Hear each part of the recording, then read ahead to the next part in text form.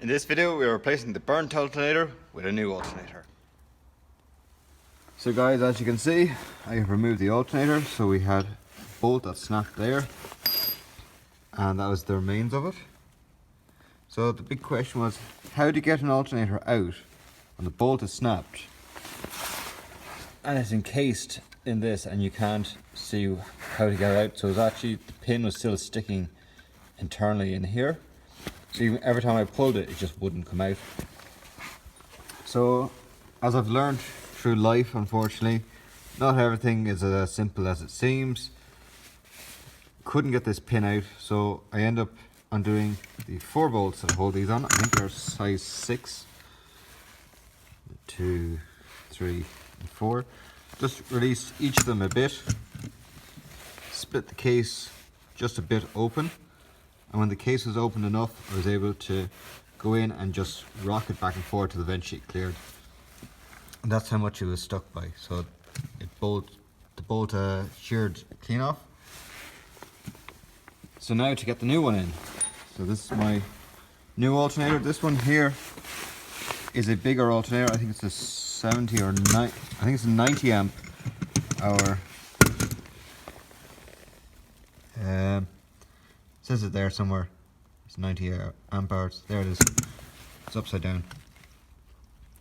It's 90 amp hour. The other one I got is a 70. The spindle here, or pulley, is different. In size wise, this is a smaller one. That's a bigger one. So I think what I'll do is I'll just swap the 2 pulleys.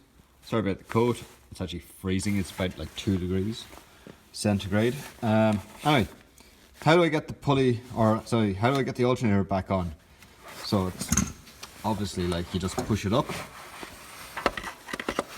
But yeah, this pin here is out too far. So when you lift it up, it just won't go in.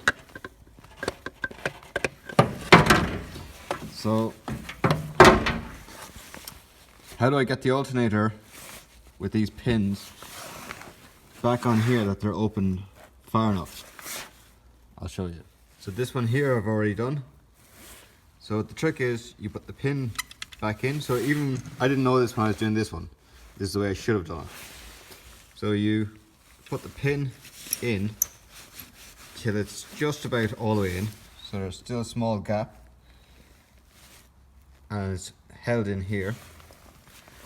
Then you take one of these and you give it a proper hit here, and because it's just straight through here, it's actually threaded here, it'll actually go through here and it'll push this whole collar back this way, because they are made of different metals. Maybe a shot of WD-40 first and then hit it, but that's the way I did this one, and it's pulled back. So when I put the new alternator back in and put my bolt back in, and when I pull it tight, it'll actually bring this collar back this way, or sorry, back this way, and it'll make it all tight again. So now to hit this one. So what I did was I found something solid and just rested on the side of it, and then just give it a whack. Okay. Brilliant. So that's there we go. So that's the 2 eyes lined up. Now all I have to do is put a bolt through both of them and it'll tighten everything up. But first I'm going to have to probably change this to a bigger or smaller pulley from the other alternator. So this will give you an idea of the 2 alternators. This is the 70, this is the 90, this is the original one from the Mark III VR6. This is the one I got. I think it's from a VR6, but from like an early Corrado, like a 93 kind of model. But this is from a Vento or a Mark III Golf. So you can see here I have the 2 pulleys lined up, and this one is the original and it's much bigger, and this one's much smaller. This one also has 7 and this has 6 grooves in it for the ribs. I got a 6 grooved belt rather than a 7, so this should fit. And even if I don't use this pulley, I can still use this one and just be minus one of the grooves. It won't make any difference. Okay, so time to install. So this is the 90 amp hour, this is the 70 amp hour. That's the correct pulley, that's the wrong pulley. This is the alternator I want. So I've undone both the nuts, they're 24s, and you just simply take them off. You put them in the vise and open the nut. It's anti-clockwise open. And you just swap them around like that. So now to bolt them up and install them into the car. So I'm putting the 70 back into the car with the bigger pulley. So to get the belt or the tension release off the tensioner, I just took it off just for the video. So these are the 3 bolts that hold it on, and this one here is the main pin that actually reduces the tension or releases the tension. So as you wind that in, this will reduce the tension, and then as you wind it off, it'll bring the tension back on onto that pulley belt. To now have this installed, it is just loosely just put on just for testing. That's the belt on, and when I undo this, the tension will come back on this. So let's say 13. Okay. I might be a while.